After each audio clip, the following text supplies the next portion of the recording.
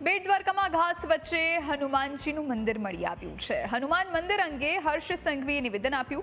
50 વર્ષથી અવરજવર ઘટતા મંદિર બંધ હાલતમાં હતું।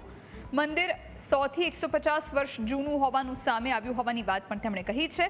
પોલીસે મંદિરને રિસ્ટોર કરવાની કામગીરી અને જવાબદારી સંભાળી છે। ગઈકાલે મંદિરમાં પોલીસે પૂજા અર્ચના કરી હતી। હર્ષ સંઘવીએ દ્વારકા પોલીસની કામગીરીને બિરદાવી। तो आपने अलग अलग दृश्यों हवे बताववा जई रह्या छीए।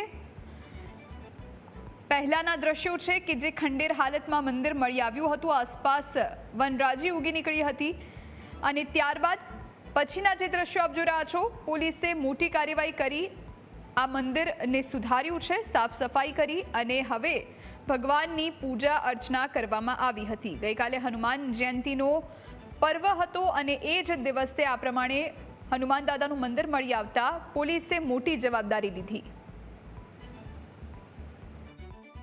125 થી 150 વર્ષ જૂનું આ મંદિર એ અતિ પ્રાચીન હનુમાનજીનું મંદિર નેપાળી હનુમાનજીના મંદિર તરીકે ઓળખાય છે।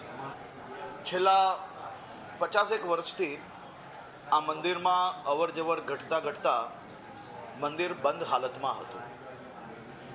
દેવભૂમિ દ્વારકા પોલીસે, ગુજરાત પોલીસે આ મંદિરને રિસ્ટોર કરવાની જવાબદારી લીધી હતી અને આ મંદિર અતિ પ્રાચીન મંદિરને ફરી હનુમાન જયંતીના દિવસે એટલે કે ગઈકાલે દેવભૂમિ દ્વારકા પોલીસે આ મંદિરમાં પૂજા અર્ચના ફરી ચાલુ કરાવી છે।